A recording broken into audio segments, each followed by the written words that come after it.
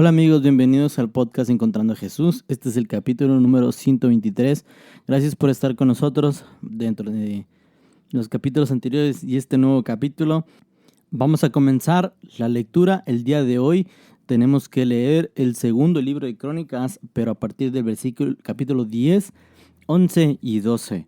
Vamos a seguir avanzando con este libro. Ya casi estamos llegando, bueno, no, todavía le falta poquito a la mitad, pero casi.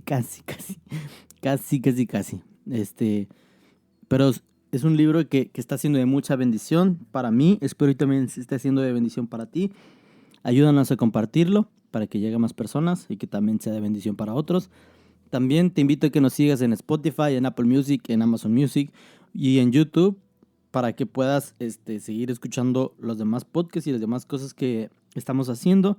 Te recordamos que tenemos otro podcast llamado ese es el de ahorita. Tenemos otro podcast llamado Sigamos Ardiendo, en donde subimos pláticas y mensajes acerca de lo que Dios está hablando en nuestra vida y de cómo seguir ardiendo en pasión por Jesús. Al final de cada episodio siempre decimos esto. Y recuerda, sigamos ardiendo por Jesús. Y es por esto mismo, porque tenemos la carga de ayudar a otros a que sigan ardiendo por Jesús, a que su corazón se mantenga con un corazón encendido, apasionado, enamorado de Jesús. Le pido a Dios que nos tenga enfermos de amor por Él, así como estoy enfermo de catarro, de gripe. Vamos a comenzar. Capítulo número 10 de este segundo libro de Crónicas. Dice: Rebelión de Israel. Roboam fue a Siquem, porque en Siquem se había reunido todo Israel para hacerlo rey. Y cuando lo oyó Jeroboam, hijo de Nabat, el cual estaba en Egipto, a donde había huido a causa del rey Salomón, volvió de Egipto. Y enviaron y lo llamaron. Vino pues Jeroboam y todo Israel y hablaron a Roboam diciendo: Tu padre agravó nuestro yugo, ahora tú alivia algo de la dura servidumbre y del pesado yugo con el que tu padre nos apremió, y te serviremos. Y les dijo: Volved a mí de aquí 3 días. Y el pueblo se fue. Entonces el rey Roboam tomó consejo con los ancianos que habían estado delante de Salomón su padre cuando vivía, y les dijo: ¿Cómo aconsejáis vosotros que responda a este pueblo? Y ellos le contestaron diciendo: Si tú condujeres humanamente con este pueblo y le agradares y les hablares buenas palabras, ellos te servirán para siempre. Mas él, dejando el consejo que le dieron los ancianos, tomó consejo de los jóvenes que se habían criado con él y que estaban a su servicio, y les dijo: ¿Qué aconsejáis vosotros que respondamos a este pueblo, que me ha hablado diciendo: alivia algo del yugo que tu padre puso sobre nosotros? Entonces los jóvenes que se habían criado con él le contestaron: Así dirás el pueblo que te ha hablado diciendo: Tu padre gravó nuestro yugo, mas tú disminuye nuestra carga. Así les dirás: Mi dedo más pequeño es más grueso que los lomos de mi padre. Así que, si mi padre os cargó de yugo pesado, yo añadiré a vuestro yugo. Mi padre os castigó con azotes y yo con escorpiones. Vino pues Jeroboam con todo el pueblo a Roboam al 3er día, según el rey les había mandado, diciendo: Volved a mí de aquí a 3 días. Y el rey le respondió ásperamente, pues dejó el rey Roboam el consejo de los ancianos, y les habló conforme al consejo de los jóvenes, diciendo: Mi padre hizo pesado vuestro yugo, pero yo añadiré a vuestro yugo. Mi padre os castigó con azotes, mas yo con escorpiones. Y no escuchó el rey al pueblo, porque la causa era de Dios, para que Jehová cumpliera la palabra que había hablado por Ahías Silonita a Jeroboam, hijo de Nabat. Y viendo todo Israel que el rey no les había oído, respondió el pueblo al rey diciendo: ¿Qué parte tenemos nosotros con David? No tenemos herencia en el hijo de Isaí. Israel, cada uno a sus tiendas. David, mira ahora por tu casa. Así se fue todo Israel a sus tiendas, mas reinó Roboam sobre los hijos de Israel que habitaban en las ciudades de Judea. Envió luego el rey Roboam a Adoram, que tenía cargo de los tributos, pero le apedrearon los hijos de Israel y murió. Entonces se apresuró el rey Roboam y subiendo en su carro huyó a Jerusalén. Así se apartó Israel de la casa de David hasta hoy.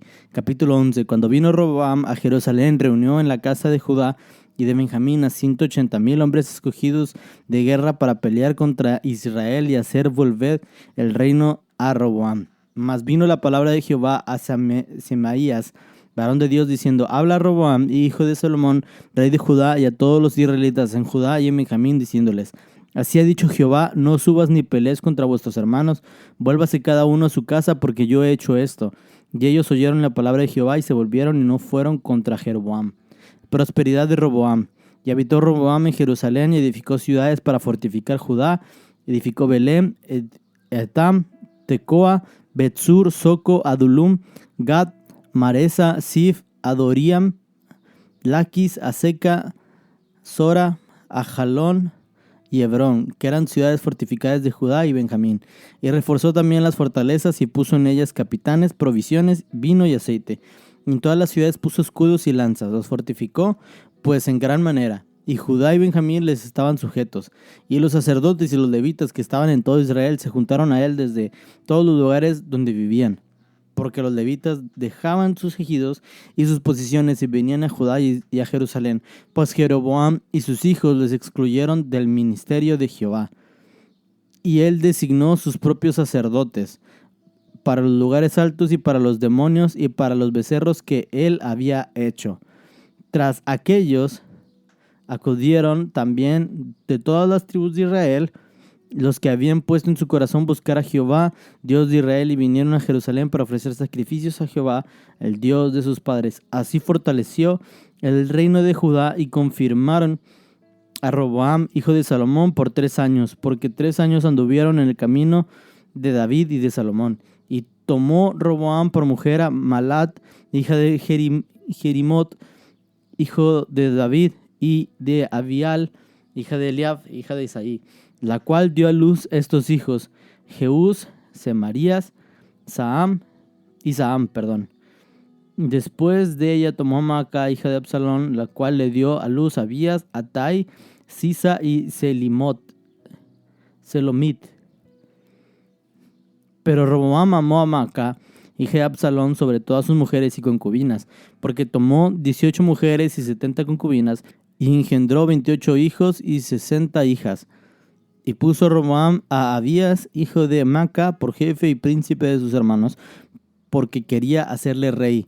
Obró sagazmente y esparció a todos sus hijos por todas las tierras de Judá y de Benjamín y por todas las ciudades fortificadas, y les dio provisiones en abundancia y muchas mujeres.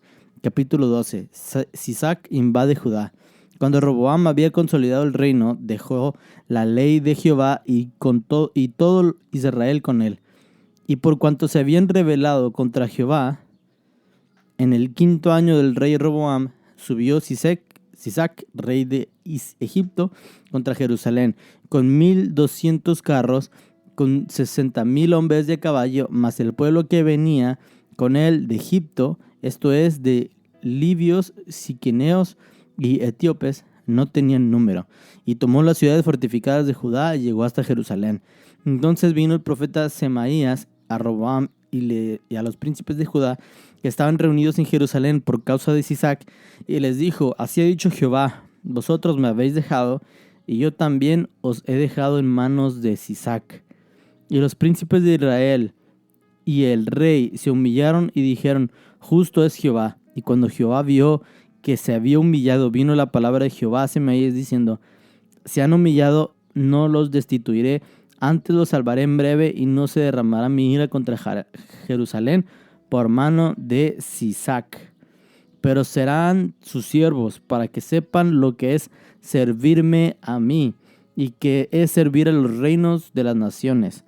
Subió pues Sisac, rey de Egipto, a Jerusalén, y tomó los tesoros de la casa de Jehová y los tesoros de la casa del rey. Todo lo llevó, y tomó los escudos de oro que Salomón había hecho, y en lugar de ellos hizo el rey Roboam escudos de bronce y los entregó a los jefes de la guardia, los cuales custodiaban las entradas de la casa del rey. Cuando el rey iba a la casa de Jehová, venían los de la guardia y los llevaban, y después los volvían a la cámara de la guardia. Y cuando él se humilló, la ira de Jehová se apartó de él, pero no para no destruirlo del todo. y también en Judá las cosas fueron bien. Fortalecido pues Roboam reinó en Jerusalén, y era Roboam de 41 años cuando comenzó a reinar, y 17 años reinó en Jerusalén, ciudad que escogió Jehová de todas las tribus de Israel para poner en ella su nombre. Y el nombre de la madre de Roboam fue Naama, amonita. E hizo lo malo porque no dispuso su corazón para buscar a Jehová. Las cosas de Roboam, primeras y postreras, no están escritas en los libros del profeta Semaías y del vidente Ido en el registro de las familias. Y entre Roboam y Jeroboam hubo guerra constante, y durmió Roboam con sus padres y fue sepultado en la ciudad de David, y reinó en su lugar Abías, su hijo. Y estos fueron los 3 capítulos del día de hoy, 3 capítulos que realmente me parecieron muy, muy interesantes, en donde estamos viendo cómo surge la caída de todo el reino de Israel. Y creo que hay muchos factores muy importantes. Primero, Salomón. Yo sé que van a decir, pareces un hater de Salomón. Y creo que Salomón hizo cosas muy buenas, pero también creo que hizo cosas muy malas. Y creo que lo que hizo Salomón, una de las cosas malas que hizo Salomón fue apartarse del corazón de Dios. Y mientras se apartaba del corazón de Dios, no enseñó a sus hijos a estar pegados al corazón de Dios. ¿Por qué te lo digo? Porque si tú ves el corazón de David, David le enseña a Salomón cómo debe de gobernar, le enseña y le dice todo lo que tiene que hacer para poder ser un buen rey. Y le da todas las herramientas para hacer lo que le encargó hacer. David, en cierta forma, proveyó a Salomón la sabiduría, el poder, el conocimiento, y como te lo dije la vez pasada, la paz, porque Salomón tiene una gran ventaja a comparación de todos los reyes pasados, y es que Salomón no salía a pelear. ¿Por qué no salía a pelear? Porque David ya había hecho las guerras suficientes. David ya había peleado, ya había asentado el pueblo de Israel, ya no tenía la necesidad de salir a pelear porque ya tenían su territorio. Entonces, yo creo que igual y otra cosa hubiera pasado si Salomón hubiera tenido que salir a pelear. ¿Te imaginas? Salomón saliendo a pelear. Salomón no era un guerrero. Y Salomón no tenía el corazón que tenía David. Porque David era un guerrero, pero también era un pastor. Y era un amante de la presencia de Dios. Entonces, unir estas 3 cosas, ser un guerrero, ser un pastor y ser un enamorado de Dios, hace que es un guerrero para Dios y es un pastor para Dios. A su disposición, no que pastorea a Dios, aclarando. Que sea un pastor que pastoree el rebaño de Dios. ¿Qué fue lo que hizo David? Pastoreó, cuidó, proveyó. Dicen que cuando David salía a la guerra, con los hombres que salía regresaba. Y Salomón no tuvo que pasar por eso.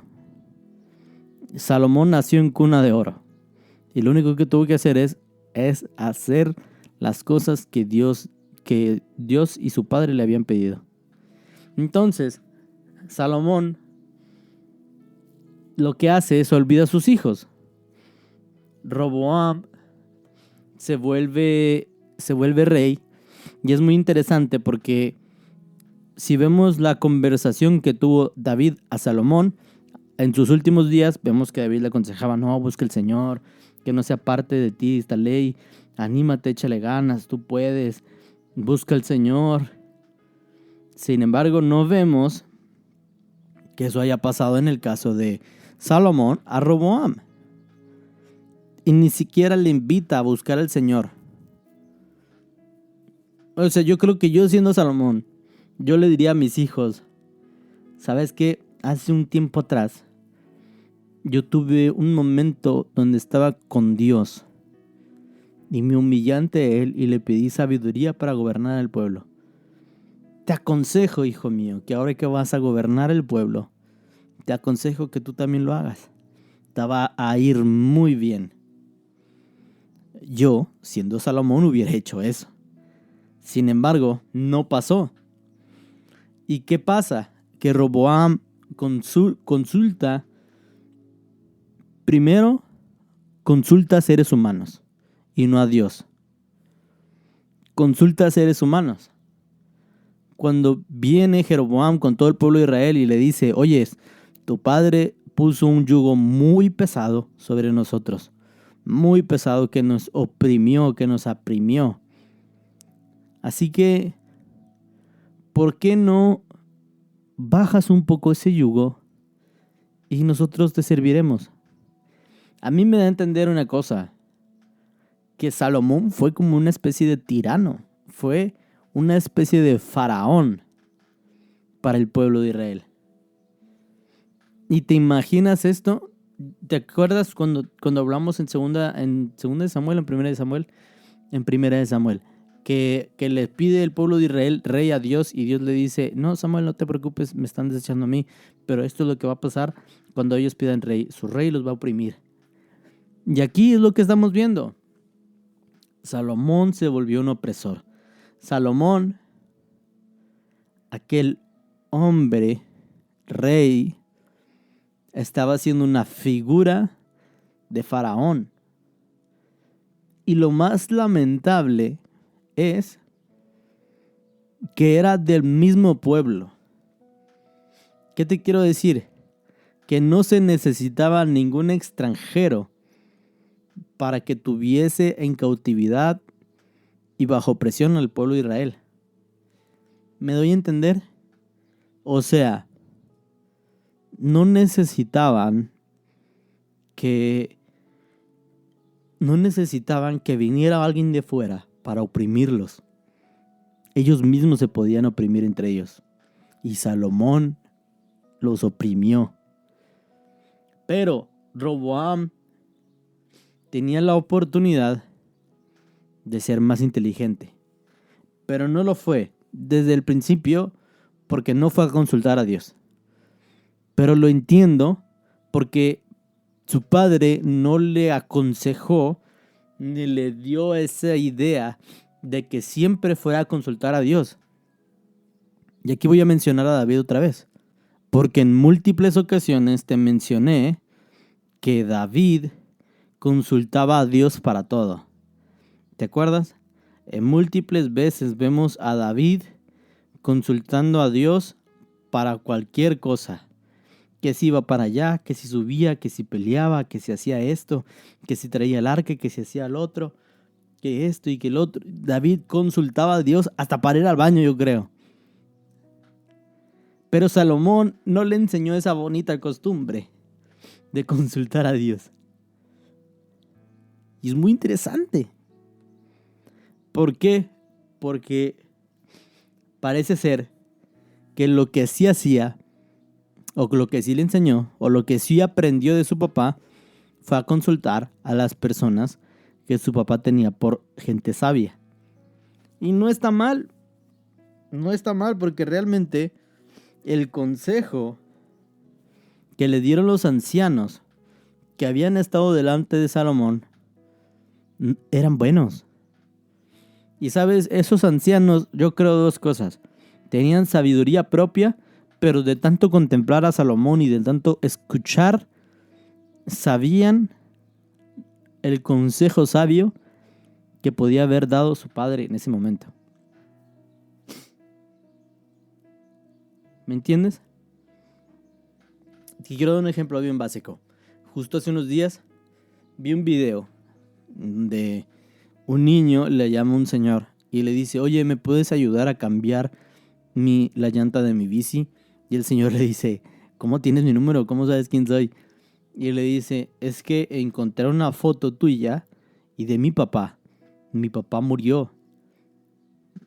Pero atrás de la foto dice, si necesitas de mí, llámalo a él, porque él me conoce tanto. Él sabe tanto de mí que es como si fuera yo. Y me dejó tu número.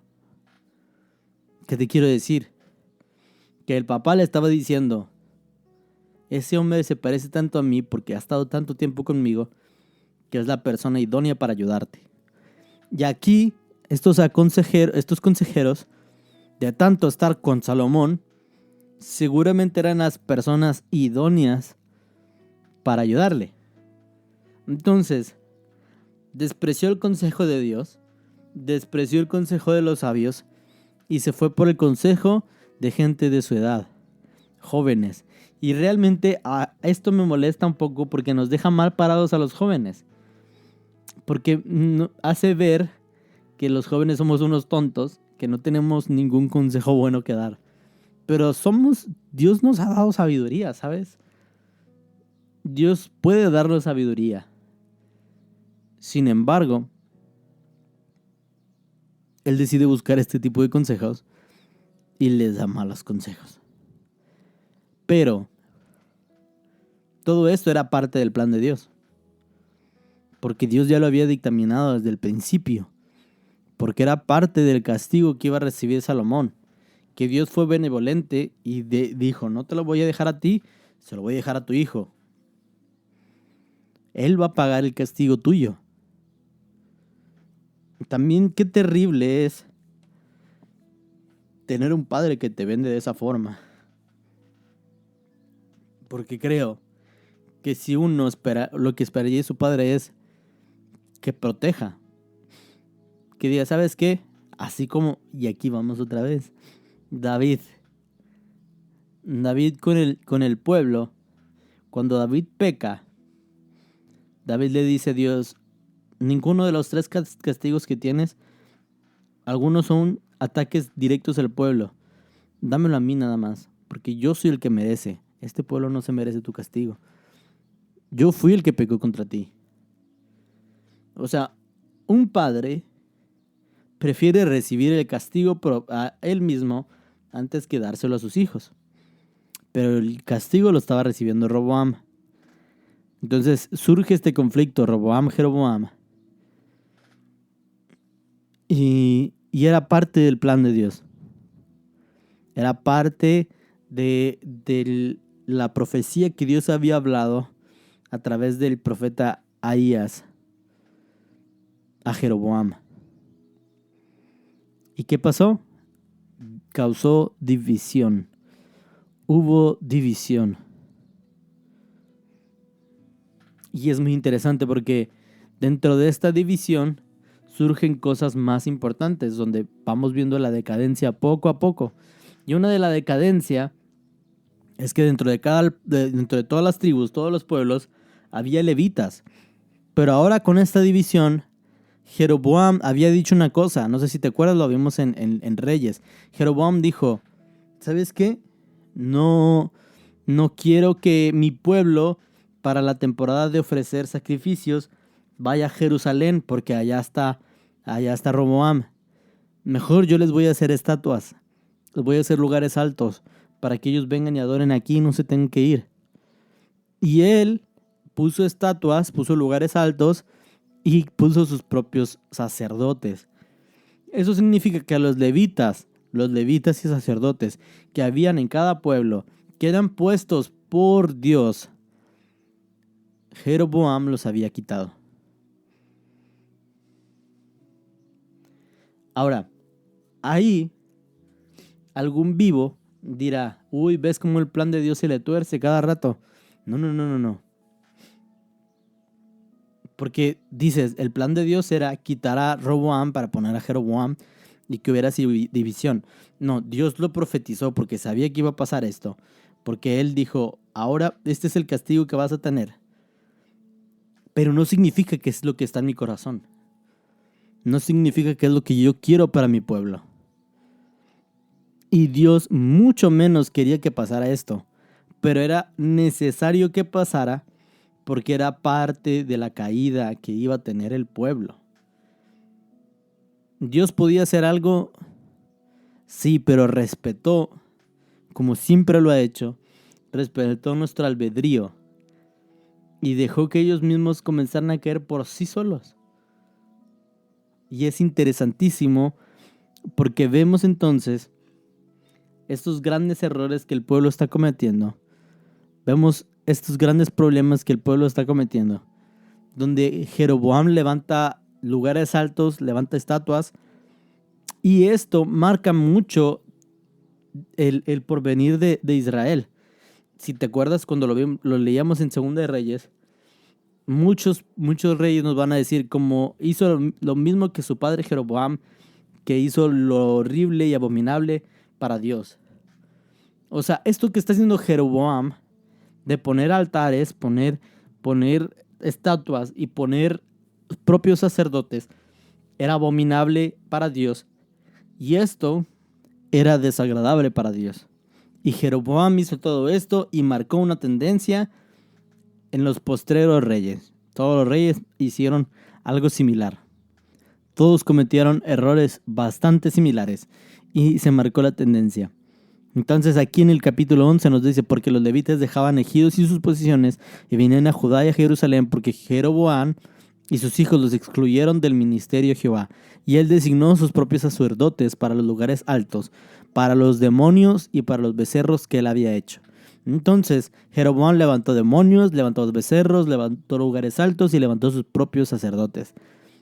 Tras aquellos acudieron también de todas las tribus de Israel los que habían puesto su corazón en buscar a Jehová, Dios de Israel, y vinieron a Jerusalén para ofrecer sacrificios a Jehová, el Dios de sus padres. Entonces los sacerdotes, los levitas, vienen, y las personas que tenían memoria de Dios vienen al pueblo también para habitar en Jerusalén y en Judá. Y me llama la atención esto que dice el versículo 17.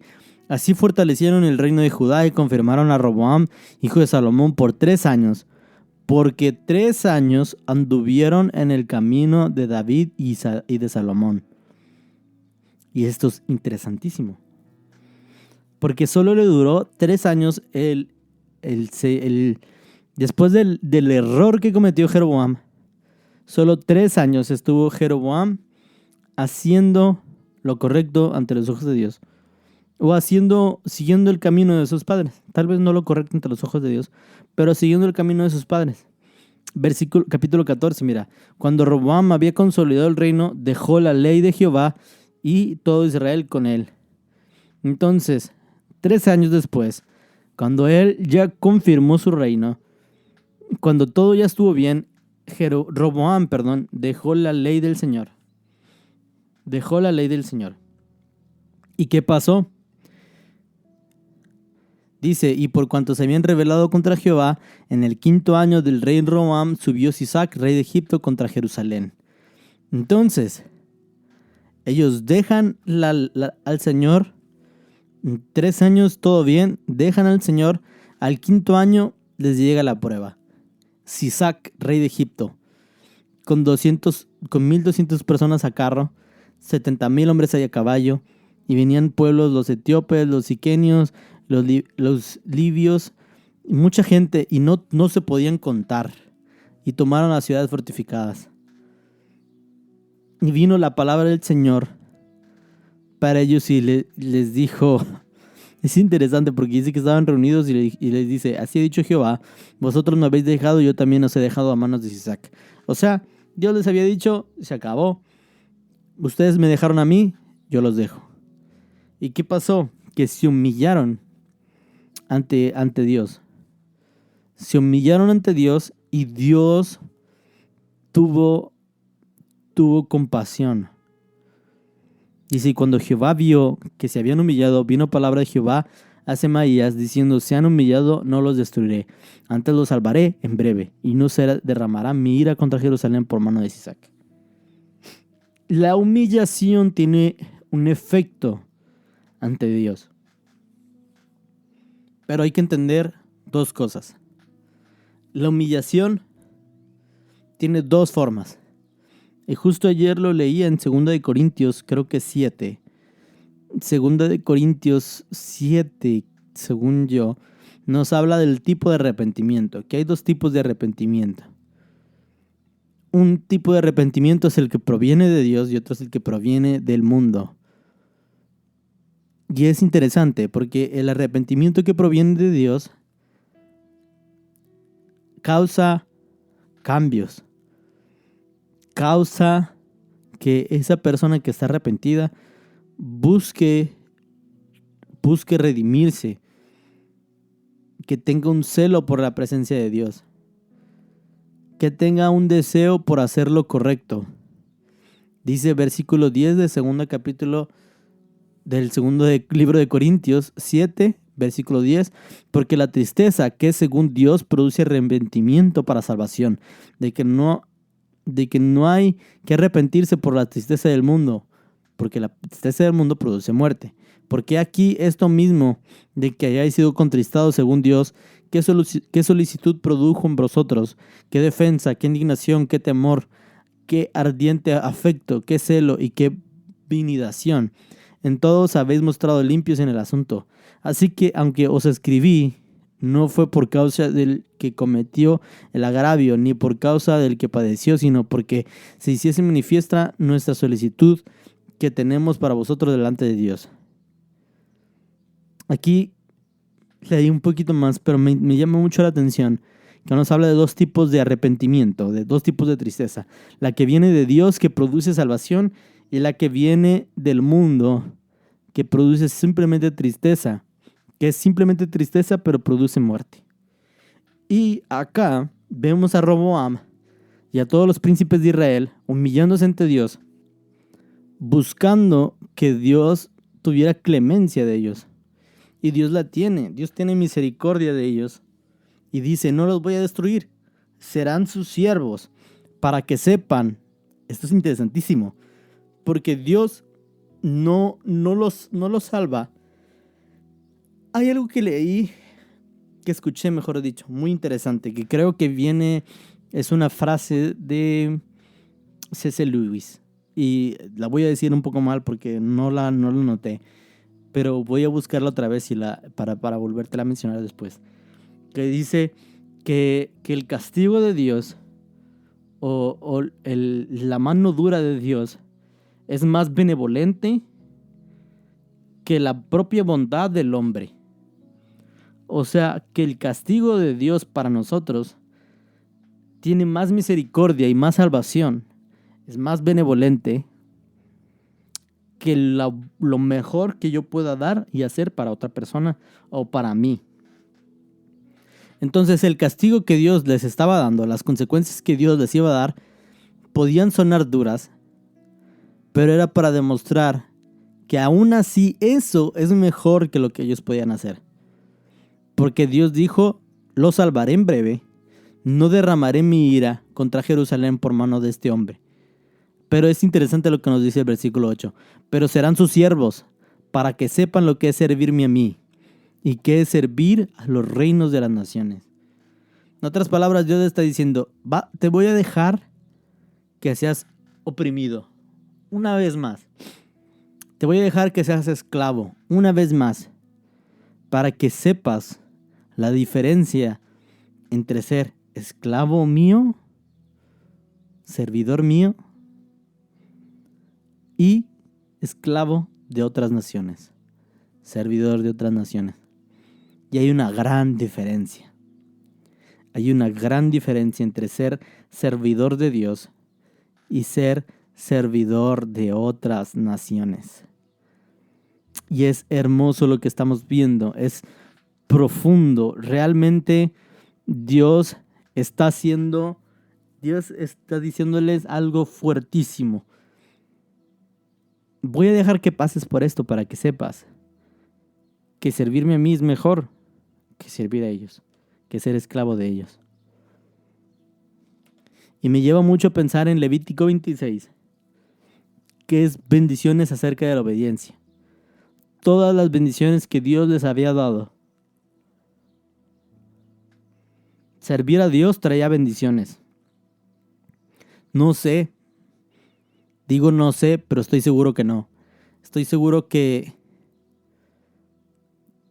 ser servidor de otras naciones no trae bendiciones, ni siquiera en lo más mínimo, ni siquiera en lo más cercano a las bendiciones que trae el servir a Dios.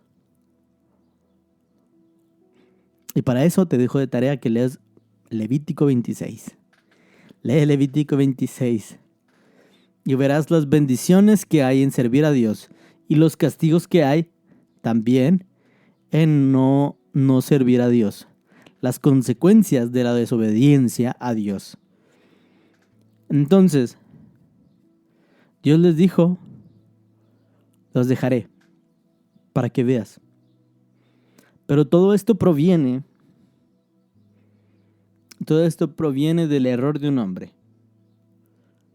Que realmente todo el pueblo, lo que un hombre estaba pasando, como Salomón, era el reflejo de todo su pueblo. ¿Qué nos queda para aprender en todo esto? ¿Qué podemos aprender de todo esto? Primero, en cuidar la siguiente generación. En ser sabios y entendidos. Y segundo, en entender el poder de humillarse ante Dios. El entender el poder del arrepentimiento que proviene de Dios. Porque el arrepentimiento que proviene de Dios es un arrepentimiento que produce salvación. No el arrepentimiento que viene del mundo. Ese produce muerte. Vamos a orar. Gracias Dios porque eres bueno, eres fiel y misericordioso. Gracias porque tú nos amas, nos hablas a través de tu palabra. Padre, te pedimos que sigas inspirándonos, que sigas inspirando tu palabra para que hable a nuestra vida, que tu palabra moldee nuestro corazón, que tu palabra moldee nuestra mente, nuestros pensamientos, que todo lo que somos, nuestro carácter, sea trabajado por tu palabra. Padre, nos exponemos ante tu luz, nos exponemos ante quién eres tú y nos humillamos delante de ti. Nos humillamos delante de ti, Señor, buscando de que juzgues tú nuestro caso, buscando de que seas tú quien tome cartas en el asunto, en nuestros casos. Señor, si hemos pecado contra ti, te pedimos perdón. Sabemos que no somos perfectos, pero queremos estar cerca de ti, Dios perfecto y santo. Por eso hoy nosotros nos aprendemos a arrepentirnos delante de ti. Aprendemos a buscar sabiduría que solo proviene de ti. Aprendemos a consultarte, no al hombre, sino a ti. Padre, nos rendimos en totalidad a ti, porque te amamos, porque sabemos que eres bueno, que eres fiel y misericordioso. Gracias por tanto, Señor. Te bendecimos el día de hoy. Amén y amén. Gracias por estar con nosotros en este episodio. Recuerda, sigamos sirviendo por Jesús.